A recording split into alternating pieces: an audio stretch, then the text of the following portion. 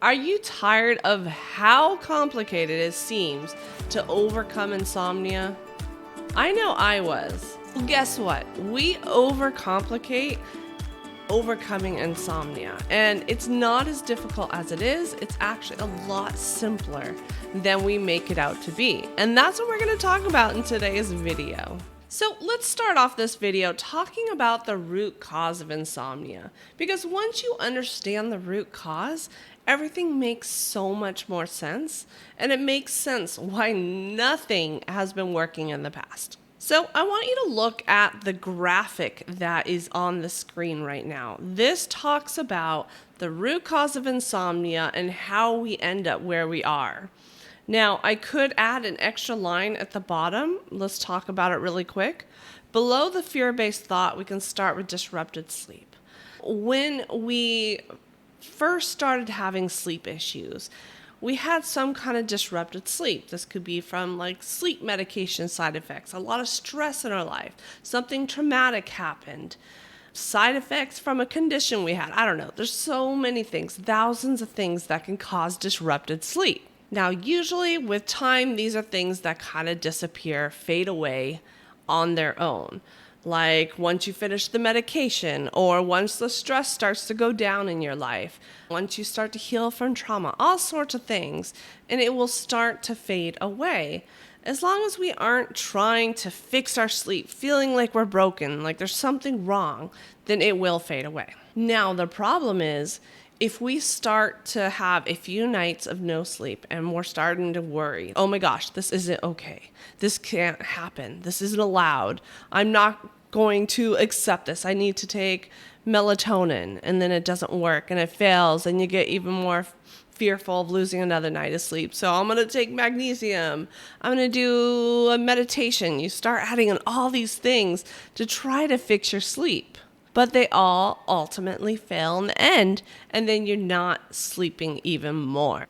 This is where we're going to get stuck in that chronic insomnia cycle. So if you look at the bottom of the graphic, it starts with fear-based thoughts.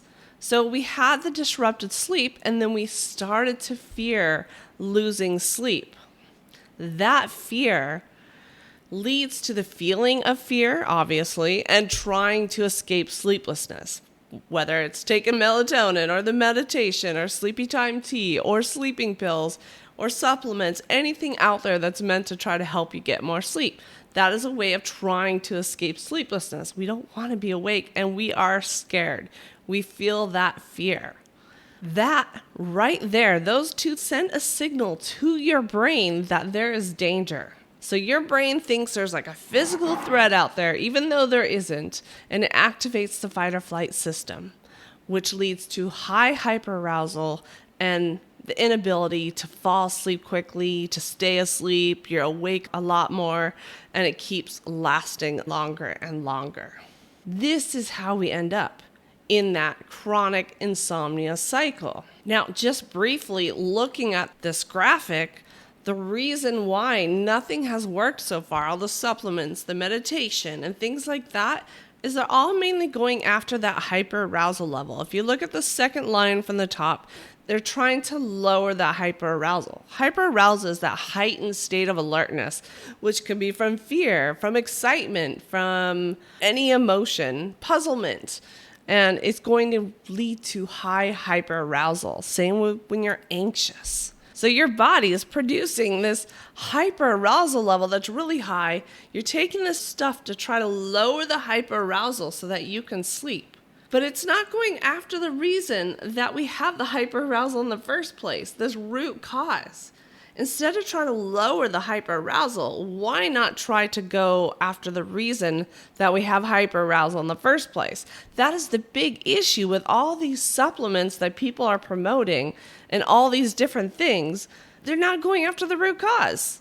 And those fear-based thoughts can strengthen, can amplify, and then your hyperarousal is even higher. And then those supplements and things that temporarily worked stop working, and you lose even more sleep, and you become even more fearful. So now that you have a brief understanding of insomnia and why nothing seems to work, let's talk about 3 ways that you can go after that root cause so that you can start to lower the hyperarousal and be able to sleep. So I have talked about lots of different ways to go after the root cause on this channel. I'm going to give you 3 random ideas, 3 more ideas to help you go after the root cause. Of course, apply everything that you've learned up until now from my previous videos, but also add these great tips as well that help you further get to that root cause. Now, the first one is practicing gratitude. And I know you might be rolling your eyes at me right now, but trust me that it can be very effective. Because guess what? You can't be anxious and grateful at the same exact time. I don't know if you've heard that saying before, but it really is true. It's all about our focus, what we're focused on. So if we're focused on all the good things that are happening, even if it's a specific thing like sleep or a project that you're working on, if you're focused on all the positive stuff, you're training your brain to look for more positive things. When it comes to sleep, if you're focused on more positive things, your brain's going to start to see them. Where if you focus on all the negative things, all the things that are going wrong, all the things that are making you feel broken, you're focused on that negative and you're going to feel broken. You're not going to feel good mentally or physically when you're focused on all the negative aspects. If you're focused on all the negative, you're going to feel hopeless. You're going to feel like you're never going to be able to get to a place of being able to sleep well. You're also going to be increasing that fear. Remember, the root cause is fear-based thoughts. If you are focused on all the negative aspects, you're going to be feeling more fear because you're feeling more broken. You feel like things are worse off than they are because that's all is the negative. So that fear is going to increase. It's going to lead to your brain activating the fight or flight system even more. It's going to amplify it, and it's going to lead to higher hyperarousal levels and even less sleep. So instead, why not shift your focus? It takes practice, but shift that focus to the positive things. And it doesn't have to be with sleep alone.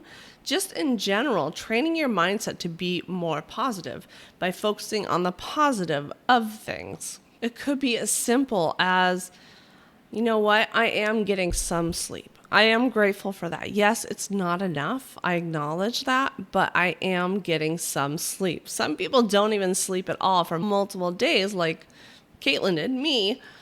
But I am getting some sleep and I am grateful for that. Or it can be things like, I am grateful that I have been able to do my job and even have done a good job. I have been a great parent as best as I can. And I've been able to even go to, soccer games or whatever your children are doing. I've even created great weekends for them. Like, there's a lot of positive that is still going on. So that is my first tip, to make sure you focus more on the positive. You're not going to be able to do it 100%. I realize that. But the more you can do it, the more positive you're going to see, the better you're going to feel. It's going to lower that fear so that you can get more sleep. And my second tip is to let go of trying to control sleep. So here's the thing. Sleep is a passive process. We can't actually control it. We can't take things and do things to force sleep to happen. And you might be thinking, oh, but Caitlin, there's sleeping pills that are to make you sleep. They control sleep, right? Wrong. Now, I did a whole video on this and it's a lot to explain, but basically it's going after the hyperarousal level of that chart that we looked at. It's trying to lower the hyperarousal, but it's not lowering that fear that is creating the hyperarousal. And that's why oftentimes sleeping pills don't work for people, or they only work temporarily. Sleep cannot be controlled. We can't force it to happen. And unfortunately, the more we try to control it and force sleep to happen, the more it's going to feel like we're failing, the more broken we're going to feel, and the more fear that we're going to have. So instead, my tip is to let go of trying to control fear. Just remind yourself that we can't control it. Let go of trying. Things will correct itself with time. And no, this isn't just giving up. Like, okay, I'm not going to try to do anything for sleep. It's more about accepting that we can't control sleep or force it to happen, make it happen. So what's the point? I'm going to let go of trying to control, because that's not what's going to lead to more sleep. That's going to lead to less sleep with time. Now, before we move on to the next tip, I want to invite you over to my free Sleep Makeover community. It's absolutely free, and inside you're going to find an amazing community of others that are going through the same thing. And it's not like other Facebook groups on insomnia where it's very negative and scary and going to make you feel more scared. This is a positive environment that everyone is super supportive. And there's lots of free resources and lessons and worksheets and meditations to help you on your journey to overcome insomnia. Plus, you get free group coaching with me. You get free support from me inside of the community and private messages. It's absolutely free, and the link is in the description box below. So next, let's talk about letting go of attachment. Now, I talked about this a little bit in the previous video, but let's talk about it a little bit more in this one. So we hold a lot of attachments when it comes to sleep and everyday life. So we have attachments to how our sleep should look, or how quickly we should overcome insomnia, or what is required to be happy and to experience joy. And of course, there are thousands of other attachments that we place on ourselves. And attachment can actually lead to suffering. And I think it comes from a Buddhism teaching. Now, here's the problem with having attachments to exactly how we expect things to be and how things should happen. Life will never go exactly as we planned. It will never happen exactly as we would like things to happen so that we will be happy. And another big problem with attachments is we're only willing to experience the positive. If anything doesn't go our way, we are suffering, we're unhappy, we're not willing to find joy, and our quality of life goes down until we are back to exactly where we wanted to be. We're not allowing ourselves between these 2 points to experience joy, experience happiness, to look at the positives, and to learn and grow from all these experiences. So how does this all relate to sleep and insomnia? We are at a place where we don't want to be. We're not sleeping exactly how we want it to happen. We're not overcoming insomnia as quickly as we would like.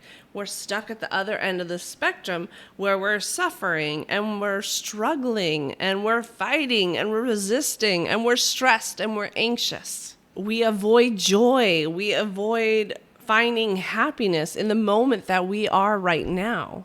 We can't make ourselves be at the other end yet. We're not at a point where we have overcome insomnia. We are stuck down here right now, and we're not willing to accept it. Now, when I talk about acceptance, I'm not talking about I'm never going to sleep again, but it's accepting that, okay, right now I can't sleep and there's nothing I can do about it. And the more I try to resist it and fight it, the worse off I'm going to be and the more stressed I'm going to be. So there's no point in fighting it. Instead, I'm going to accept that this is my moment right now. How can I make the best of it? Can I find some joy in my life right now? Can I find some happiness? Can I take my power back away from insomnia and go out and do things? Not avoid friends, not avoid going out with people, not avoiding hanging out with family or doing things. Now, yes, of course, you are probably feeling exhausted and you're tired and you don't want to go do all those things. And it's okay to practice self-care and relax and be home, but it's also important to find times where you do get out. Even if you don't feel great, just finding that joy and that happiness energizes you. And then you feel so much better. Even though you're exhausted, you do feel better. So what can we do when it comes to letting go of attachment when it comes to insomnia? First is accepting where you're at. Like I said, this isn't accepting that you're not sleeping. It's accepting that you can't control sleep, and the more you try to control things, the worse off it's going to get. So you're letting go that control. You're like, okay, this is where I have to be at the moment. It's not where I want to be in the future, but this is where I'm at. That mindset is huge when it comes to insomnia. Second is practicing that gratitude that we talked about. Gratitude for the little things. I'm grateful that I'm getting some sleep. I'm grateful that I have been able to get through the day. I'm grateful for the joy that I have been able to find. Just practicing and focusing on what you are grateful for now. Third is catching your thoughts when you have any negative thoughts, or you have fear-based thoughts or worry-based thoughts, or anything that doesn't feel good when you say it. You can reframe it. I will never be able to overcome insomnia. Instead of that, you can say, I know with a proven system and time that I can overcome insomnia. Or if you have a hard time feeling hope for insomnia, for overcoming insomnia, or any of the reframes that you do, instead of practicing what they call toxic positivity and you're going the complete opposite, extreme opposite, and super positive, you can go to something that's more neutral. Maybe that's where you're at. Instead of, I will never be able to overcome insomnia, you can say, I am open to feeling hope that I can overcome insomnia. You're open to is a neutral way of reframing these statements. I am open to finding happiness in my life. I'm open to finding joy in my life. And then my fourth and final tip, which we already talked about, is to find happiness and joy in your daily life. Even if you're tired, even if you're exhausted, get out there occasionally. Find something that brings you joy. I recommend that people find joy every single day of their life, no matter how much they're suffering or struggling. It could be as simple as watching a comedy and laughing a little, spending time with your kid, or spending time with your pet, snuggling with your pet, smuggling with your husband or significant other, whatever it may be. There are lots of little small things that you can find joy in every single day. Now, if you want to improve your chances of overcoming insomnia, check out this video I did, I think it's to this side, where I talk about 3 more tips to overcome insomnia. They're super powerful. Go check them out. Add them to your toolbox. You learn some stuff here, add more. Check that one out, or you may like the other one above it. That's it for today's video, and I will see you in the next one. Bye.